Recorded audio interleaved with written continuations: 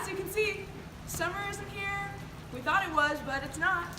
Well, turn it back to Gabby and Jordan in the science lab. Today in our series, we're going to be doing a special throwback presentation of the space race of the 1960s. What was first created in hopes to win a competition has now blossomed into the nation's #1 source for new discoveries about our universe.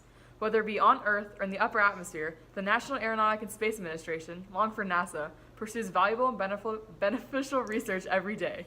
During a time of tension between America and the USSR, NASA sparked hope among the U.S. citizens with new ideas and technology throughout the space race. Kennedy's speech of the moon and Neil's iconic quotes on the moon can easily be restated and are still being said in lots of pop culture today. But even with the celebrations of making it there, the journey and work it took to make it possible is often overlooked. So why was the space race so important? As one war ended, another one started. After the United States ended World War II, atomic weaponry caused stress to rise in many countries, mainly including the Soviet Union. In hopes to one-up another, the United States and Soviet Union shifted many of their focuses to something, quite literally, out of this world, the moon. Both countries believed reaching this natural satellite would prove, not only to themselves, but to the world, whose form of government was superior.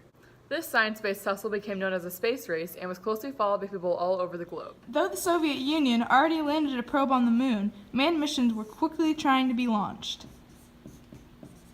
American President JFK speaks for his wishes for the space program and for his nation. I believe this nation should commit itself to achieving the goal before the decade is out of landing a man on the moon. But land a man on the moon they did not. They landed 12. When NASA was first established in 1958, President Dwight Eisenhower split up the agency into two different programs. One was led by the United States Air Force, and one was held by multiple groups, including the CIA, the NRO, and even the U.S. Navy. Together, NASA built a small and incredibly light capsule capable of space travel under the program named Mercury. After running for about 2 years, NASA amped up a new spacecraft from a one-man to a two-manned capsule named Gemini. Although the previous programs had brought much success, nothing would make NASA more proud than the achievements of their lunar missions, Apollo. Landing man on the moon was one of them, yes. But back on Earth, they had invented things that are still being used today on a day-to-day basis. The space race brought suits to alleviate dangers from high heat environments, Machines to aid physical therapy and athletic development, water-puring tech, sensors detecting hazardous gas. and freeze-dry food. Using all of the technology they had developed, NASA launched 6 rockets in just 2 years and another 10 in an almost 3-year span.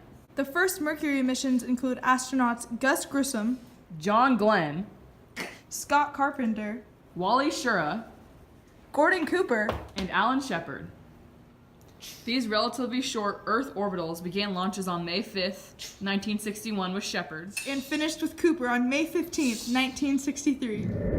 About a year later, the Gemini missions were on their way with all those from Mercury and a few fresh faces, including John Young, James McDivitt, Ed White, Pete Conrad, Frank Borman, Jim Lovell, Thomas Stafford, Neil Armstrong, David Scott, Gene Kernan, Michael Collins, Richard Gordon, and Buzz Aldrin. In groups of 2, the men successfully completed their Earth orbitals.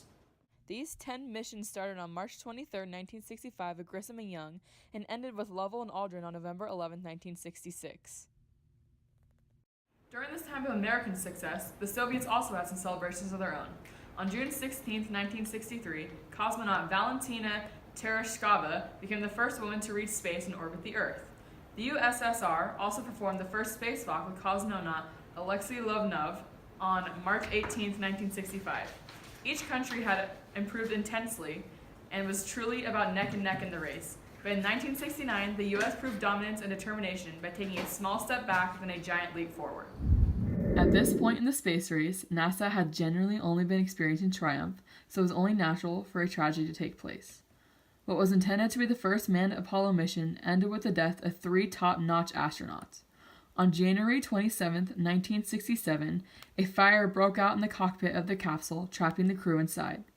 This Apollo 1 accident took the lives of Gus Grissom, Ed White, and Roger B. Chaffee. Though being at such a low point, it meant they can only go up, and up they went. After the incident in Cape Canaveral, the next 5 Apollo launches were all unmanned, working their way back up to where they needed to be in order to reach the moon. Once they reached Apollo 7, each Earth orbitals were back in session. New astronauts have been promoted to the program at this time as well, including Don Eisel, Walter Cunningham, William Anders, Rusty Schweickart, Alan Bean, Fred Hayes, Jack Swigart, Edgar Mitchell, Stuart Ruza, James Irwin, Alfred Worden, Charles Duke, Ken Mattingly, Harrison Schmitt, and Ronald Evans. On July 16, 1969, astronauts Armstrong, Aldrin, and Collins launched in their Apollo 11 spacecraft from the Kennedy Space Center on Merritt Island, Florida. Reaching the moon 4 days later on the 20th, history had been made when Armstrong and Aldrin touched down on the moon.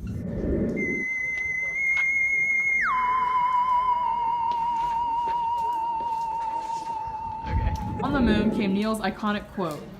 That's one small step for man and one giant leap for mankind. There they also planted the flag.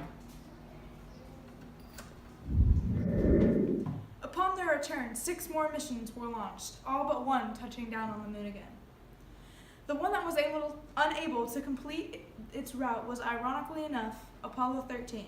As an explosion disrupted an oxygen tank, forcing the crew to successfully return home as soon as possible. Not long after return, though, the Apollo program was cut due to stresses caused by the Vietnam War. Despite the slight disappointment of not being able to keep sending men to the moon, America was more than happy and proud of their accomplishments. The winner of the space race was finally chosen. Not literally chosen, for there was no one keeping a real score, but it was pretty clear to all which country had proven dominance over the years. With over 600 million people watching worldwide, the moon landing was the final stretch the U.S. needed to put the Soviets to shame. Even better, the 12 men of the Apollo missions have been the only ones ever to set foot on the moon. Winning not only showed power, but also reassurance to those who were doubting capitalism due to its communist rival. Along with bragging rights also came new and innovative technologies still being used plenty today. Whether it be medical, astronomical, or even human nourishment, the space race definitely helped the U.S. develop and shape our modern world. For American citizens, nothing brought a better sense of pride and fulfillment than being able to see their men walk where no one had before. To be represented and forever labeled as the first to accomplish something so beyond incredible and unprecedented was a dream literally come true. As the man who truly did spark the commitment of the space race, John F. Kennedy once said, "We choose to go to the moon because that goal will serve to organize and measure the best of our energies and skills. Because that challenge is one we are willing to accept, one we are willing to postpone, and one which we intend to win." And when they did.